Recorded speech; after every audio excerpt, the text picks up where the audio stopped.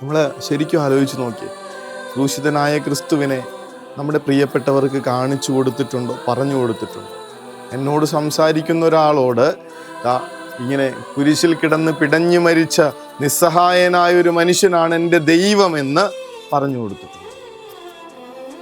സാക്കീസിൻ്റെ ബാല്യകാലത്ത് അപ്പനെ കൂട്ടിയിട്ട് ഈ കുഞ്ഞിനെയും കൂട്ടിയിട്ട് കുരിശിൽ തൂക്കപ്പെട്ട പോരാളികളെ കാണാൻ പോകുന്നു. അഴുകി ദ്രവിച്ച് കിടക്കുന്ന കുരിശിൽ കിടക്കുന്ന മൃതദേഹങ്ങൾ കണ്ട് പിന്നോട്ട് മാറുന്ന കുഞ്ഞു സാക്കീസിന്റെ കരമിങ്ങനെ കുരിശിൽ കിടക്കുന്ന ഒരു പോരാളിയുടെ പാദത്തിൽ ഇങ്ങനെ പിടിച്ചുകൊണ്ട് പറയുന്നുണ്ട്, ഇവര് വഴിയാണ് നമ്മളെപ്പോഴും ജീവിച്ചുകൊണ്ടിരിക്കുന്നത്, സ്വാതന്ത്ര്യത്തോടെ ജീവിച്ചുകൊണ്ടിരിക്കുന്നത്. കുരിശിലിങ്ങനെ നമ്മുടെ കുഞ്ഞുങ്ങളുടെയൊക്കെ കരം പിടിപ്പിച്ചിട്ട് പറയണം, എൻ്റെ കർത്താവാണ്, ഈ ഒരു ബലി വഴിയാണ് ഞാനിപ്പോൾ ജീവിക്കുന്നത്, ഈ ഒരു ബലി വഴിയാണ്, ഈ ഒരു മരണം വഴിയാണ് നമ്മൾ ഓരോരുത്തരും ജീവനുള്ളവരായിരിക്കുന്നത്. അതൊന്ന് വിളിച്ചു പറയാൻ നമുക്ക് എന്താ മടിയെന്ന്? ഈ ലോകത്ത് മുഴുവൻ വലിയ പ്രശ്നം ഉണ്ടാക്കിയ ഒരു സ്റ്റേറ്റ്മെന്റ് അത് പ്രോസ്പെരിറ്റി ഗോസ്പൽ എന്ന് പറയുന്നത്.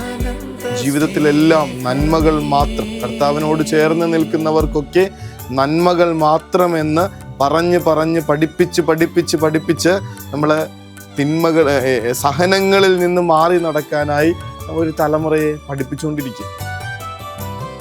കുരിശിൽ കിടക്കുന്ന കർത്താവിൽ എൻ്റെ ദൈവത്തെ തിരിച്ചറിയാനായിട്ട് മറന്നുപോയ കുഞ്ഞുങ്ങള് ബലം കിട്ടാതെ വരങ്ങൾക്ക് വേണ്ടി മാത്രം ഇങ്ങനെ ദൈവത്തെ അന്വേഷിച്ച് നടക്കുന്നുണ്ട്. ആ കുരിശ് രൂപത്തെ കാണിച്ചു വളർത്തിയ മക്കള് എന്തൊരു കരുത്തോടുകൂടിയാണ് വളർന്നു വരുന്നതെന്ന് കണ്ടിട്ട് ഒരു മരണം ഓർക്കുന്നുണ്ട്.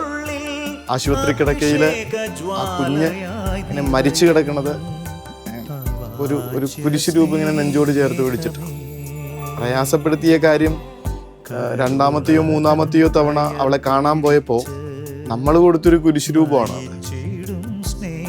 ഒരു സന്തോഷമുള്ളൊരു കാര്യം, മരണത്തിന്റെ ഇരുൾ വീണ താഴ്വരകളിലൂടെ അവൾ നടന്നു പോകുമ്പോൾ അവളെ ബലപ്പെടുത്താൻ പോകുന്നത് ഈ കുരിശാണല്ലോ എന്നുള്ളതാണ്.